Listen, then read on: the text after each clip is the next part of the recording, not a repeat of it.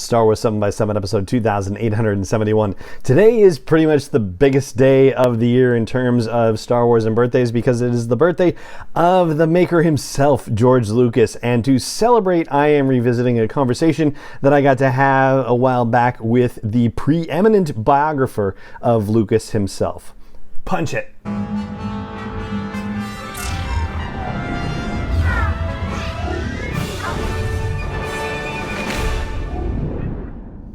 Hey Rebel Rouser, I'm Alan Voivod and this is Star Wars 7x7, your daily dose of Star Wars joy, and thank you so much for joining me for it. So on the auspicious occasion of George Lucas's 78th birthday, I thought, well, if we can't talk to the man himself, then let's talk to the next best person, which would be Brian J. Jones. So here's his official biography note. It says, Brian J. Jones is the critically acclaimed best-selling biographer of some of the world's most iconic creative geniuses. His 2016 biography of filmmaker George Lucas was the first comprehensive biography of the influential creator of Star Wars and Indiana Jones in nearly 2 decades. George Lucas: A Life was praised as definitive by the New York Times, whiz-bang by People. You can see the difference in editorial tone there. Must read by Parade, and deemed by Rolling Stone as the one biography for casual and diehard Star Wars fans alike. Prior to that, he had done biographies on Jim Henson and Washington Irving, and he also did a biography on Dr. Seuss, and now he's working on history of the U.S. Capitol, I gather. And I got to have a great wide-ranging conversation with Brian during the time that he was promoting the release of the book, and that is what I'm going to be sharing with you today. So without further ado, here is part 1 of my conversation from 2016 with Brian J. Jones, author of George Lucas: A Life. Brian J. Jones, thank you so much for joining me on Star Wars 7x7. Alan, it is my pleasure. Thanks for having me. Absolutely. So let me ask you right off the bat, how long were you writing this book? And first of all, I guess I should say congratulations on the publication of George Lucas: A Life. This is a monumental work of biography. It's absolutely astounding. Oh, good. Well, I'm glad to hear that people I consider experts are reading it and enjoying it as well. I started it, or we started throwing around the idea right after Jim Henson came out. So it was early 2014, and I was sort of working it nonstop ever since. And I didn't finish it until March of this year, and my publisher, who was so awesome, I mean, they were committed to getting it out this year, so it was really on a fast track once the manuscript was delivered. They really, they were committed to getting it out in December. And I even had another, sort of bite at the apple in July after the first, copy edits and everything came back, which is why I was able to include the most up-to-date information on his efforts to get his museum done, which still hasn't changed. It's still pending, but I was able to update even that. So it's been pretty much nonstop for 3 years. I will never look behind the scenes here. I did miss, I want to say, at least 2 or maybe 3 deadlines on it. Oh, no. Because it just was such a huge project, that you're trying to, wrapping your arms around it. There was a point where I actually sort of despaired of ever finishing it. I don't, as of today, I don't, but I have a day job as well. And so I would, get up in the morning and at, 6 o'clock, and then I would go off to work, and then I would come home by, 6:30 in the evening, sit down, write for maybe an hour, have dinner with my wife, and then write until about 2:30 in the morning, and then do it all over again. So that was about the last 6 months of this, as I was really trying to get it done. We're really a tough couple of months there. So, but it was I'm not going to complain, because it was a terrific subject, a dream come true subject for someone who sort of, as you and I were talking before this all started, we're both sort of Star Wars Generation 1.0, both being about 7 and 10 years old when it first came out. Right, and it puts me in mind of something that. When Michael Giacchino was interviewed about the doing the score for Rogue One, and he was asked to do it on the fly and only had about 4.5 weeks to write the score, and was a little nervous about being able to take on that project. And a friend of his said to him, "Come on, you've been writing this score since you were 10. You're made for this." Exactly. Yeah. So was it similar? I mean, had you been, you said you started this around, 2014, that you'd been thinking about it, but is this something that you had been thinking about for much longer in its own way? Well, it's one of those projects that you just think, well, that's Washington Irving. I'll go back to Washington Irving, one of my subjects earlier. Was asked in his lifetime. People kept saying, Irving, you should write a biography of George Washington, and Irving would say, no, I stand in too great an awe of it. And that's sort of the way I was with this subject. I never even really thought about it. But as I was writing Jim Henson, you get that great moment in Jim Henson when he's working on Labyrinth, and here comes George Lucas. And, I'm getting ready to write that chapter, and I'm sort of rubbing my hands together with glee. And I'm like, oh, good, I get to write George Lucas this chapter. Even when you're writing nonfiction, it's still, you still have great characters. You treat them all as characters. And it's sort of like, DC and Marvel Comics meeting each other. It's like this big epic event. And so it was really cool, to even, touch Lucas's world even for a second. And so, but that was at that time I thought, well, that's too good to be true. Just think about, keep moving with Jim, and let's not worry about George. But that first little glimpse then at writing the Jim Henson book, talking about Labyrinth and things, that's when you're like, oh, that would be a really fun project. Let's put that on the back burner for a little bit while we finish this one up, and then think about that once Jim Henson's finished. And I love that comparison to, even though you're writing a nonfiction book, you still have characters in it, and fiction writers often talk about characters kind of taking control of books and of chapters and scenes sometimes if they get a character that's really vibrant and really astounding. Like, did Lucas capture your imagination in that way? Yeah, that's the one thing you really have to think about when you're writing nonfiction, but especially in biography, because you have to live with this person very, very intimately for the entire time you're researching and writing and, rewriting and editing and, through the whole process.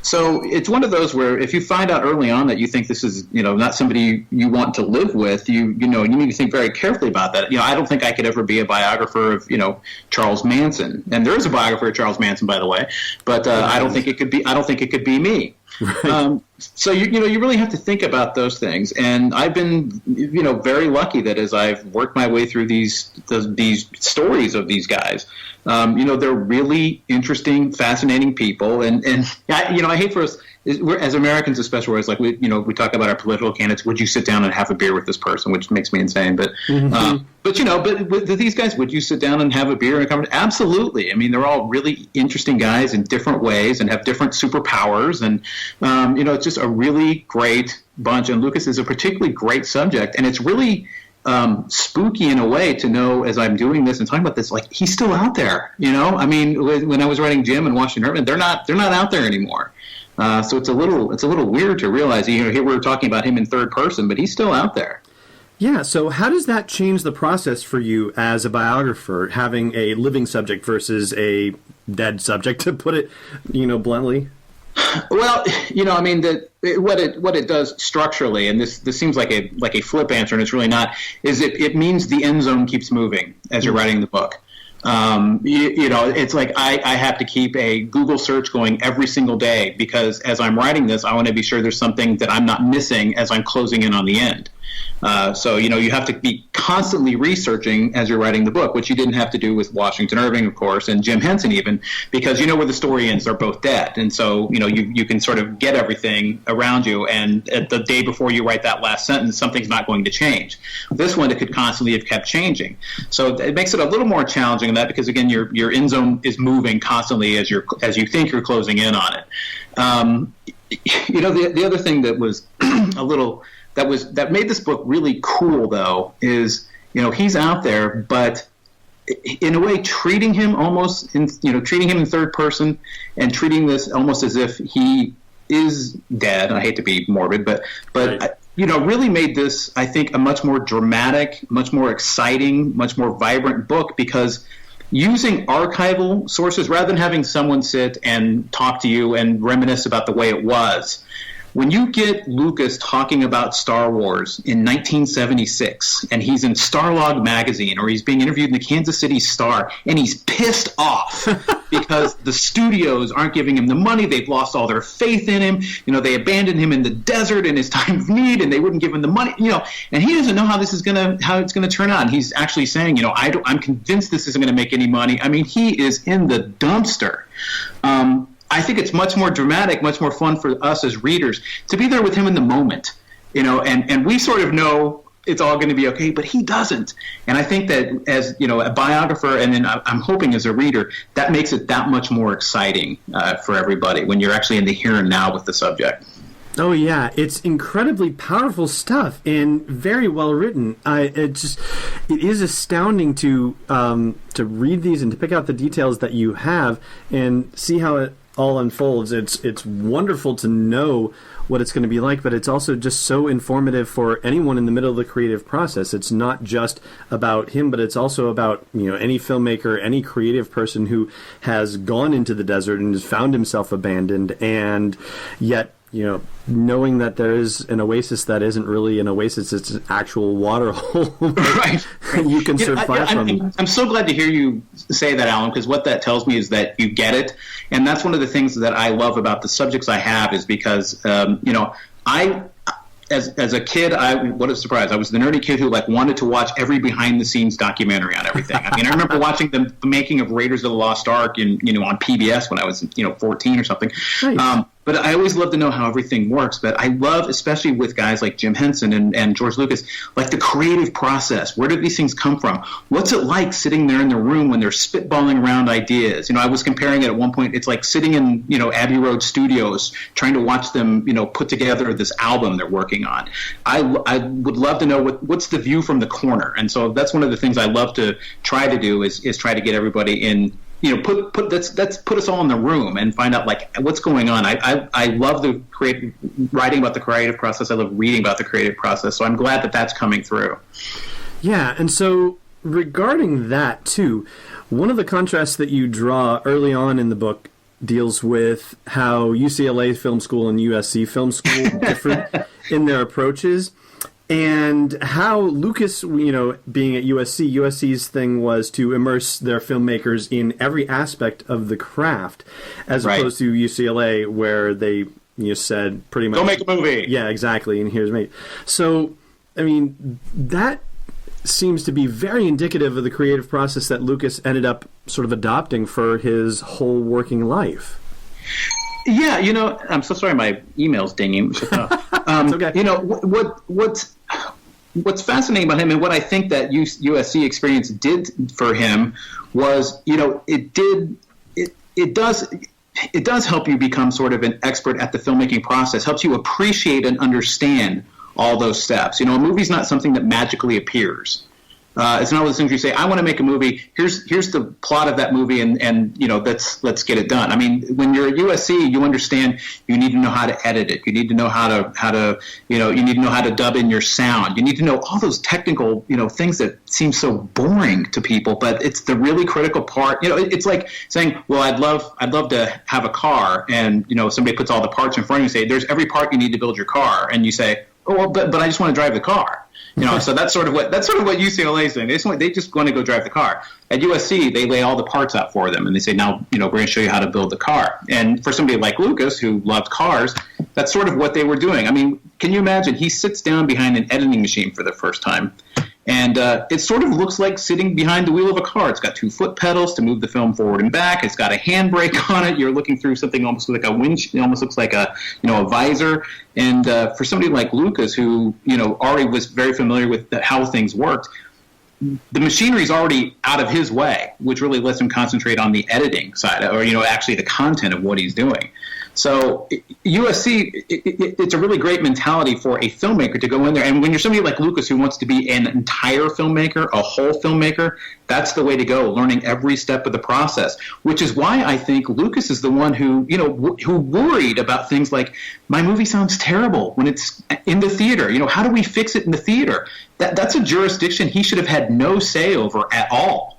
And, he's got Return of the Jedi in his hand, and he's like, Jedi, I'm mixing it. It sounds great in my mixing room. It sounds terrible in the theater. We need the theaters to change the way movies sound in their theater. I mean, the audacity of that, that's the part of the process he should have no control over. Right. But managed to get them to become THX certified. So again, it goes back to learning every step of the process. I mean, Lucas knew how critical every step of the process was and why it was so important to try to control as much of every step of that process as you could.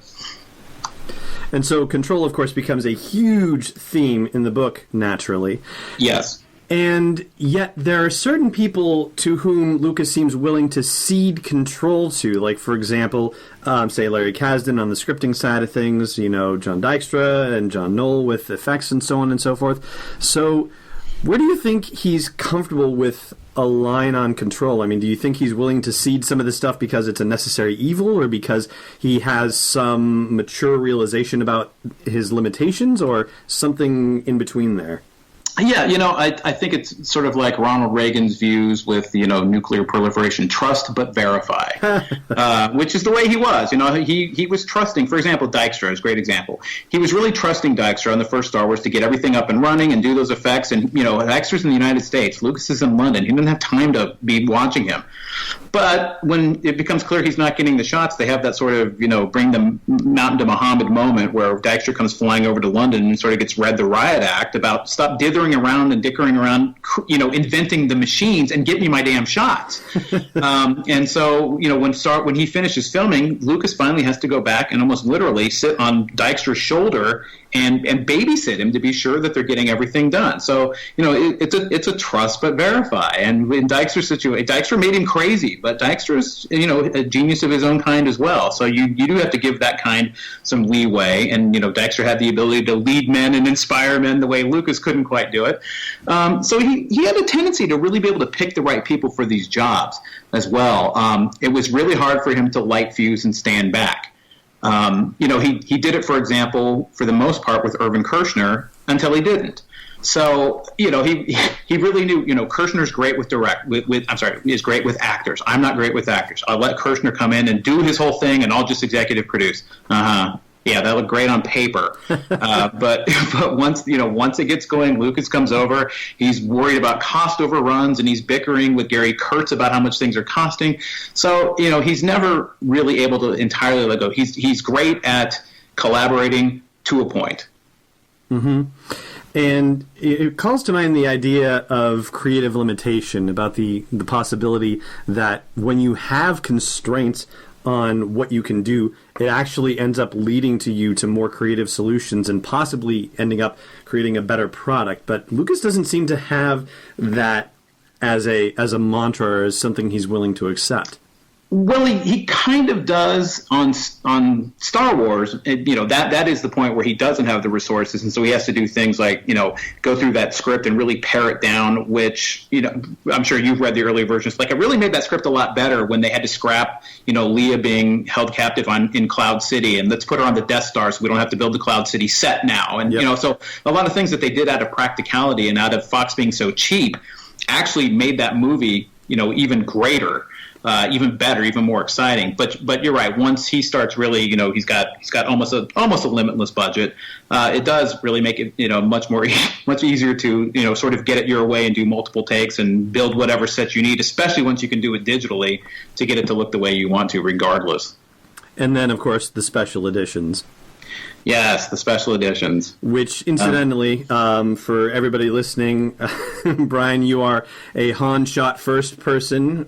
I am definitely a Han shot first person. As am I as well. And so, clearly, just because of the fact that you have a position staked on that, and definitively so, you are unquestionably a fan of the franchise.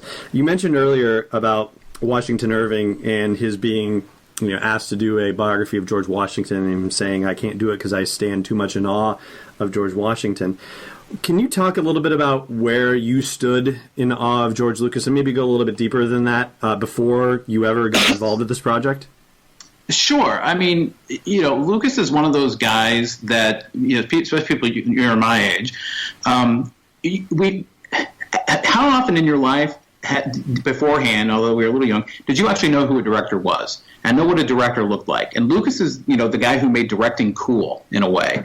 And, you know, so he was always there. We always knew about Lucas. So Lucas, like Jim Henson, was one of these guys that I always knew about, was always in my life. And Star Wars in particular, I would read anything on Star Wars. I read Splinter of the Mind's Eye when I was, you know, fifth grade when that came out. Anything Star Wars. Dynamite Magazine, when they had their big cover story on Empire Strikes Back. Dynamite Magazine, so I could read that. So, I was a groupie to an extent that I would, try to get my hands on it. And I remember reading about Raiders when it was first coming out and hearing, Lucas talking about this character of Indiana Jones who was, really smart and, was human. And I just remember being fascinated by this whole concept that they were laying out, even before it ever hit the theater. So, he was one of those guys that I always knew about. Always, again, I compare it to Jim Henson in that we didn't have to wait for him to come along. He was already there for us the whole time, and so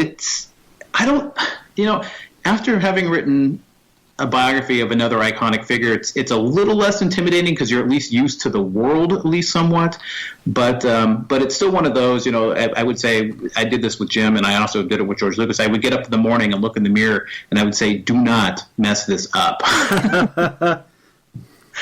So how do you set aside whether it's your preconceived notions or the awe that you and respect that you have for George Lucas, how do you set that aside to write such a clear-eyed biography?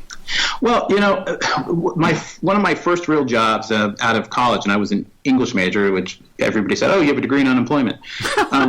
But one of my first real jobs was I was a legislative analyst in the U.S. Senate.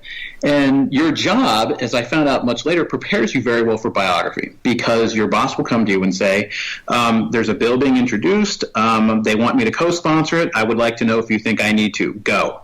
So you go out and you get copies of the drafts and you talk to people on both sides of the aisle and you talk to the Library of Congress and say, can I get any research that's been done on issues related to this? And you bundle all this information together around you and you compile it and compress it and read it and you write up an analysis of this, hopefully short. Keeping things short, as you can tell from the 580-page book in front of you, is not always easy for me. But it turned out, so you give that to your member and hope they can make an informed decision with you presenting them with the information. And at the end, you will say, I personally think you should sponsor this or not. But trying to give them as much information as you can so they can make that decision themselves. And it was really good practice for biography. And so let's take, for example, the things like Han shooting for. Let's take the prequels, for example. Okay. Because people feel very strongly about the prequels. I'm not a huge prequel fan. Okay.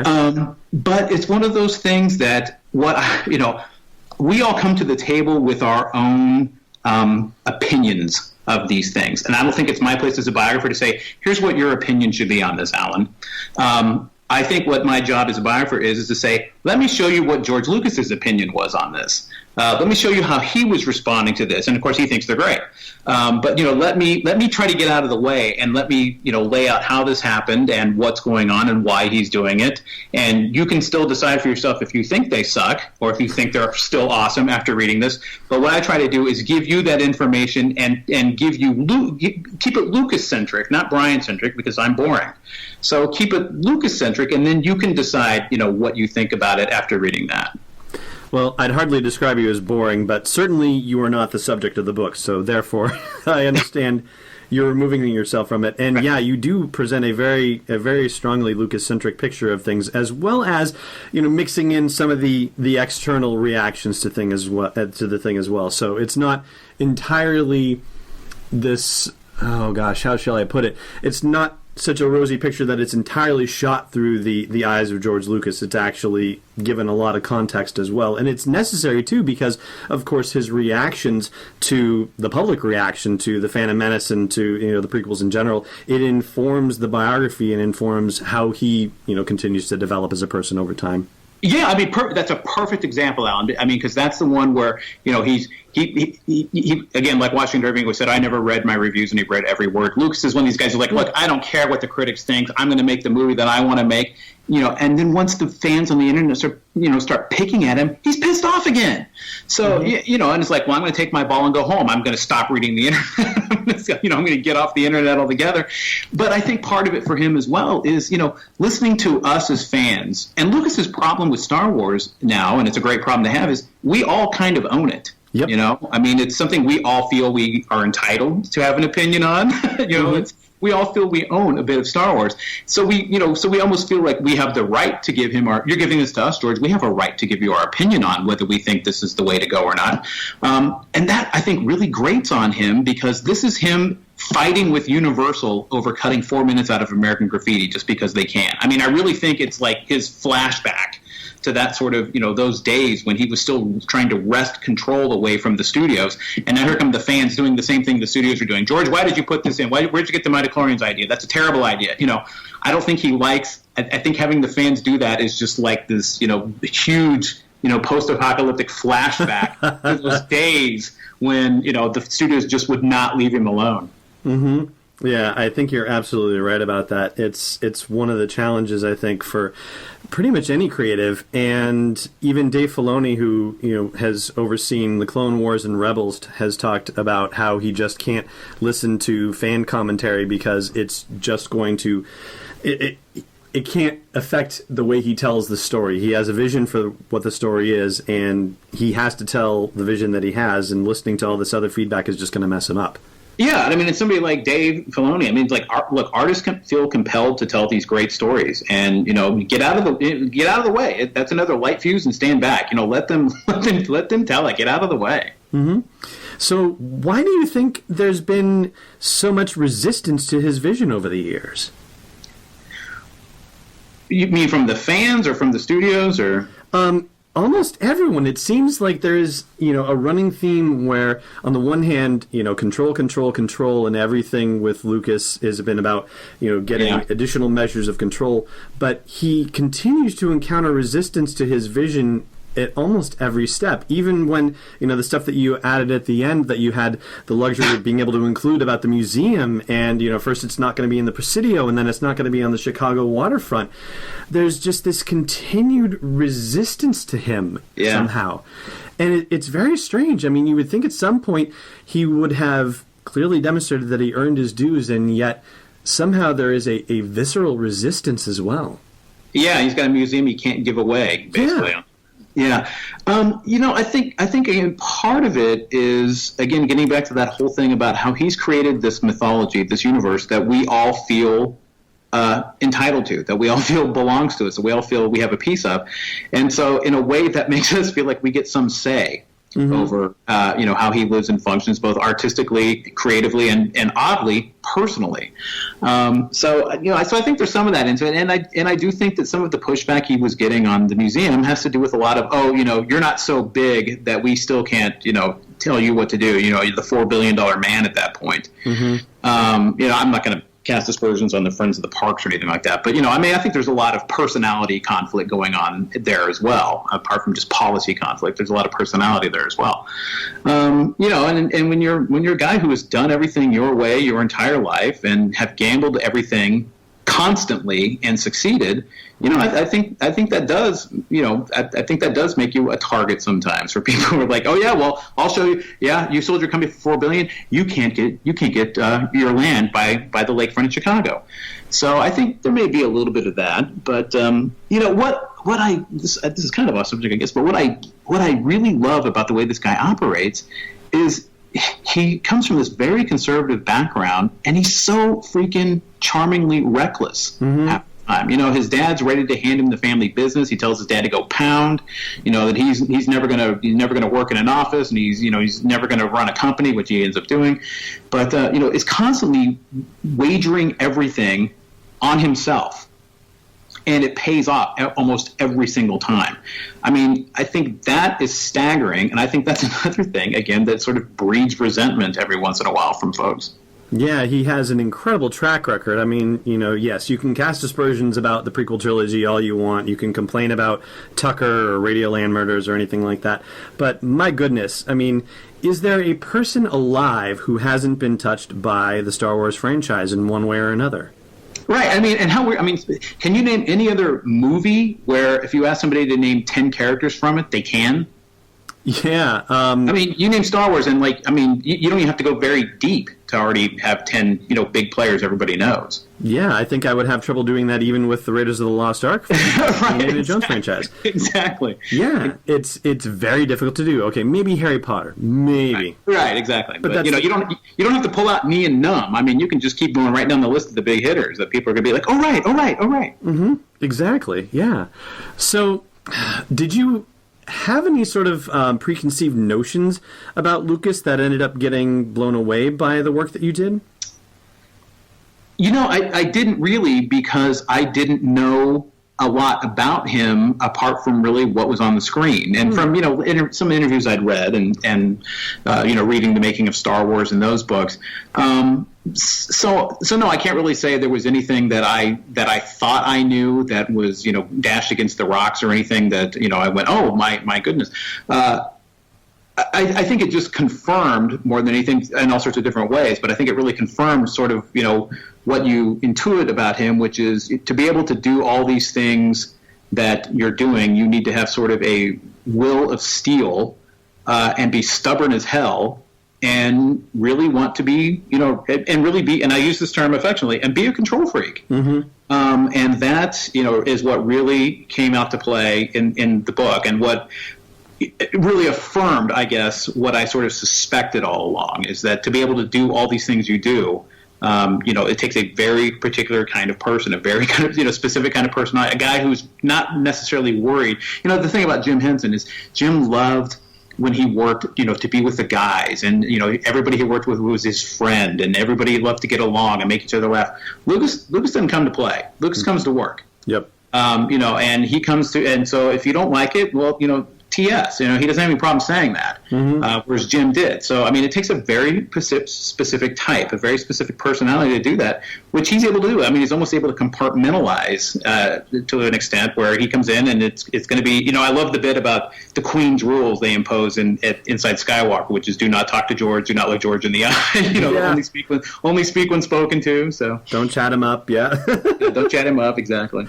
So, you talked about how when you take on a project like this, you end up, it's almost the equivalent of living with a person, but in some ways, in this particular respect, you're also living with somebody from whom you're estranged in a way, because Lucas would not participate in the project. And you told this story on Coffee with Kenobi, and for our listeners, I will link to the interview with Brian on Coffee with Kenobi, because it is awesome as well. And I would certainly appreciate it if you'd tell our listeners as well the story of the letter that arrived about the Jim Henson biography and how it led to you asking for Lucas's participation in this project. Yeah, no, I've still never seen this letter, to my great dismay. But, but after the Jim Henson biography came out, my editor at Random House received a note from George Lucas, who said, I knew Jim, and Jim was a friend of mine, and he said that he really liked the biography, which was very flattering. And so I thought, oh, God, maybe this is Brer Rabbit. Don't throw me in the briar patch. He's dying to be done. Yeah. So I wrote him a letter, and I talked with my editor about this as well. And I wrote him a letter that I nursed for quite some time before I sent it off. And I sent it to his personal assistant at Skywalker, and waited. About 3 weeks later, I got a word back that he was not going to participate. I'm a very private guy, and especially after the 1983 book of Dale Pollock's, he's just not inclined to participate in those kind of things. Didn't say good luck or anything. I just said no thanks. And so, that I went to bed for a week after that. Oh, what am I going to do?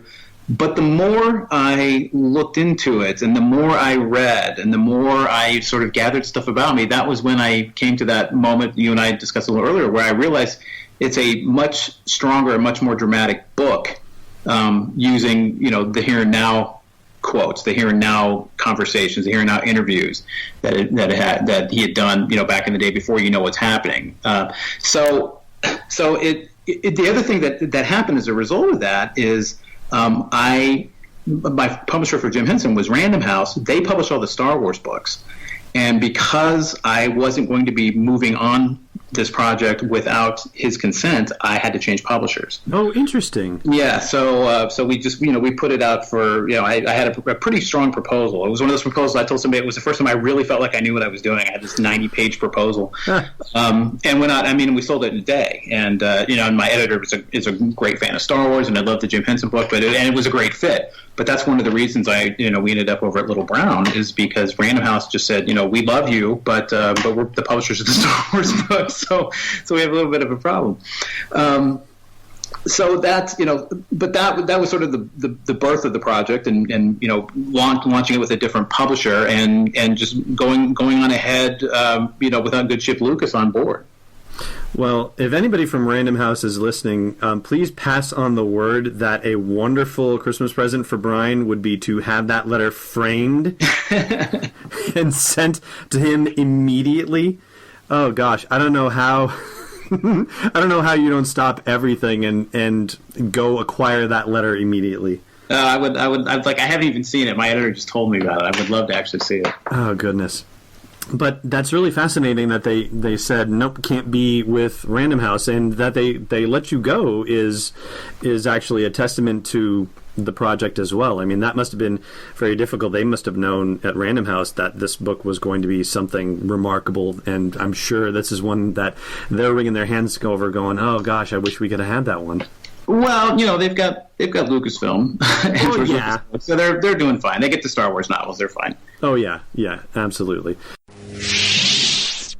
Okay, we're going to pause there, and yes, spoiler alert, the second half of the conversation is coming tomorrow, but for now, that is going to do it for today's episode of the show, and it just remains for me to say thank you so much for joining me for it as always, and may the Force be with you wherever in the world you may be.